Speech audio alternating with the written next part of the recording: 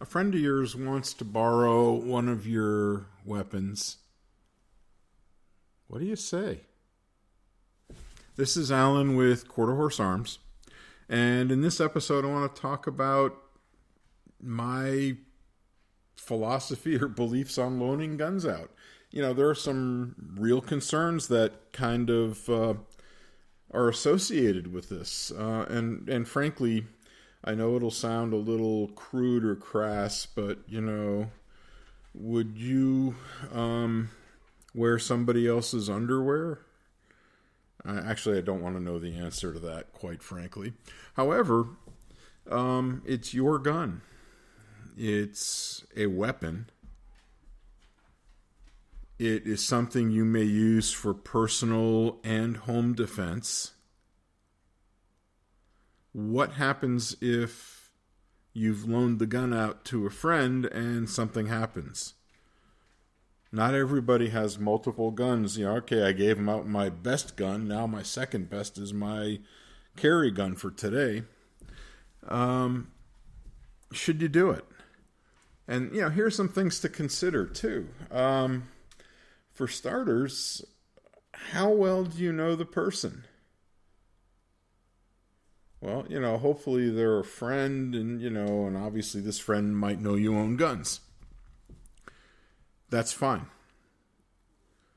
Other things to consider in this case are, number one, what happens if the gun is lost or stolen? You're going to accept from a friend going, dude, sorry, man, somebody broke into my car and, you know, your gun's gone. Well, operate on the assumption that most reasonable guns are the $400 to $600 range, give or take. I mean, you know, but, you know, regardless, who's going to pay for that?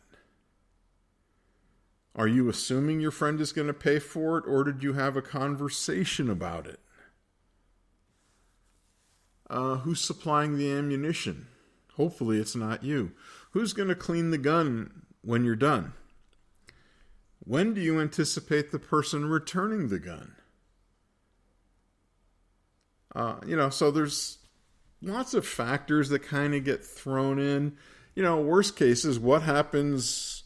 Well, hopefully a friend of yours won't involve the gun in a crime, but what happens suddenly, you know, the example I just used, the car got broken into, the gun got stolen, and then it was used in a crime and somebody was killed or seriously hurt with it. So, my answer is no. You want to go use a gun, buy one. If you want to fire mine to see how it shoots, you know, and I'm a little different. I have a berm on my property. I also belong to a gun range. So, you know, I have no problem taking a friend out to a range and letting him shoot. Have I swapped guns at the range? Yeah, absolutely. You know, guy I'm shooting next to, hey, what kind of pistol is that? Oh, it's one of these. Oh, I've never fired one. Here, you want to fire mine? And we swap. You know, take a few shots, give the gun back.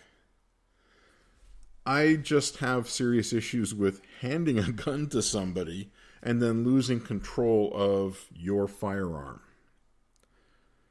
And again, hopefully it's somebody you can trust. I don't walk around advertising that I have guns. I mean, yes, you can Google Quarter Horse Arms. You can pull up information because, you know, with a federal firearms license, all of that stuff is public information.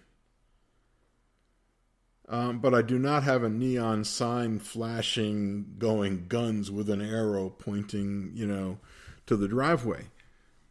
I would just assume but I would prefer to keep people ignorant of my gun possession or my gun ownership rather than broadcast it. And I would rather, if somebody wants to try out my gun, I'll take it with you, or I'll take the weapon and you to the range, and you can explore. And sorry again, my dogs have decided that the deer they sleep next to each other are now feeling the need to communicate. All right, so if you have any questions, comments, ideas, you can email to info@quarterhorsearms.com. You can call or text 919-808-6480. The website is quarterhorsearms.com, and your podcaster, this is Alan with Quarter Horse Arms in Snow Camp, North Carolina. You guys have a great day.